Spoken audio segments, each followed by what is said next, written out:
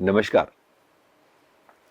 आज हम आपके सम्मुख आए हैं एक बहुत समान समस्या पर परिचर्चा करने, और वो है जिन लोगों के गुर्दे खराब हो रहे हैं, जिसे हम मेडिकल लैंग्वेज में किडनी फेल्योर कहते हैं।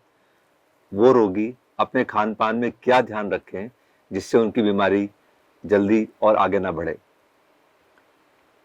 इस विषय पर आगे बढ़ने से पहले मैं आपको यहाँ ये बताना चाहूँगा ज़रूर कि गुर्दे हमारे शरीर में आखिर करते क्या हैं। किसी भी व्यक्ति को 2 गुर्दे होते हैं, किसी किसी को 1 भी हो सकता है। गुर्दे का मुख्य कारण है हमारे शरीर से हानिकारक पदार्थों को शरीर से बाहर निकालना। तो एक प्रकार से ये विसर्जन का काम करता है, इसे एक्सक्रीटरी ऑर्गन कहते हैं। और ये शरीर में जो पानी है अधिक है उसको निकालेगा, या शरीर में हम लोग के कुछ वेस्ट पदार्थ होते हैं जिन्हें हम नाइट्रोजनस वेस्ट कहते हैं, उनको बाहर निकालेंगे, या कुछ एक्स्ट्रा सॉल्ट है, ट्रेस एलिमेंट्स हैं, एसिड्स हमारे बॉडी में बनते रहते हैं निरंतर मेटाबॉलिज्म की वजह से, वो है। या फिर आप जब भी कोई अनावश्यक चीज़ खाने में खा लेते हैं जो वाटर सॉल्युबल है, जिसकी आपकी बॉडी को ज़रूरत नहीं है, जैसे कोई दवा है या कोई डाइटरी सब्सटेंस है जो कलरिंग एजेंट है, कुछ भी चीज़ ऐसी जो आप खाते हैं, वो सब काम हमारे गुर्दे करते हैं शरीर से बाहर निकालने का। तो इनका मुख्य कारण है विसर्जन करना। मगर मैं यहाँ पर आपको बताना चाहता हूँ कि एक और कारण है गुर्दे का मुख्य कार्य, वो है ये एंडोक्राइन अंग की तरह भी काम करता है, यानी कि कुछ हार्मोन भी बनाता है। और 3 हार्मोन इसमें मुख्य हैं, जैसे कि एक इरिथ्रोपोएटिन हार्मोन बनाता है गुर्दा, जिससे हमारे शरीर में हीमोग्लोबिन कितना बने ये निर्धारित होता है।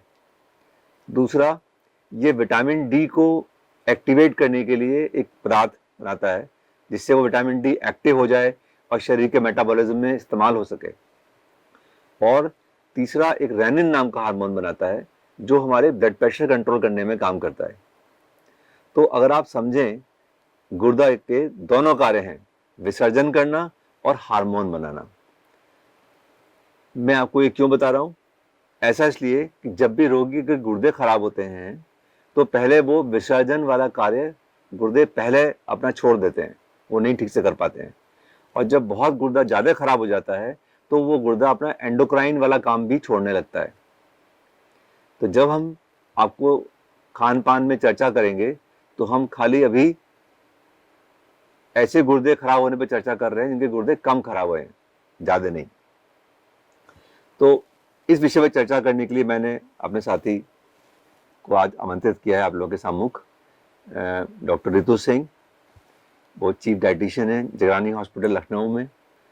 और रितु जी, आज बहुत बहुत धन्यवाद अपना समय देने के लिए, आप बहुत व्यस्त हैं। तो मैं आपसे ये जानना चाहता हूँ, जो बहुत कॉमन क्वेश्चन है जो मरीज हमेशा ही पूछते हैं कि खाने में क्या परहेज करें डॉक्टर साहब। ऐसा कोई मरीज नहीं है गुर्दा खराब हुआ जिससे दवा लेके जाता हो, वो जरूर जानना चाहता है, और डॉक्टर बिजी होने की वजह से रोगी को नहीं बता पाते हैं कि क्या करना चाहिए। जी सर, जहाँ तक किडनी रोग का संबंध है, इसको प्रोग्रेशन को कम करने में, इसको बढ़ने से रोकने में भोजन एक बहुत महत्वपूर्ण भूमिका निभा सकता है।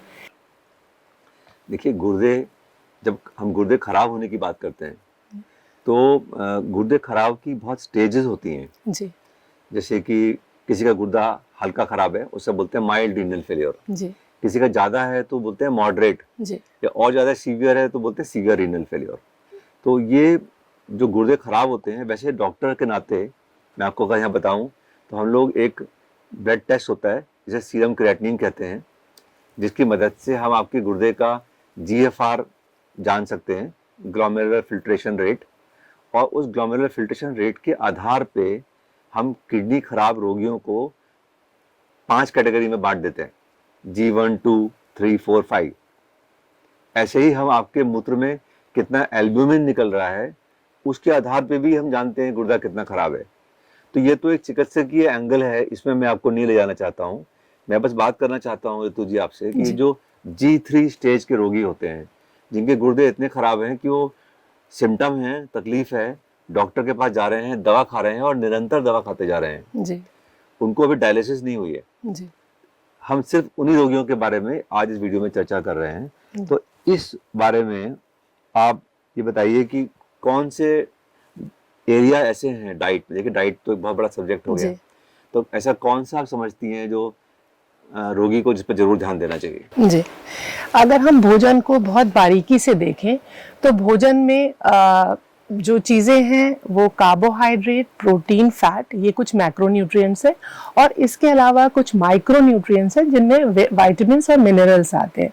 इसके अतिरिक्त पानी भी भोजन का एक पार्ट माना जा सकता है। तो यदि मैं गुर्दा रोगियों के बारे में बात करूं तो उनको कार्बोहाइड्रेट और शुगर, ये दो चीज़ें गुर्दे को नुकसान नहीं करती और ये बल्कि मदद करती हैं। यदि समुचित मात्रा में ये ली जाती हैं तो ये क्रिएटिनिन के लेवल को थोड़ा सा कम करने में मदद कर सकती है इनडायरेक्टली। जहाँ तक बात रोक करने की है, किन चीज़ों को हमें रोकना है, किन को हमें रिस्ट्रिक्ट करके या मॉडिफाई करके लेना है, तो उसमें प्रोटीन के सोर्स, पानी और नमक या ट्रेस एलिमेंट्स।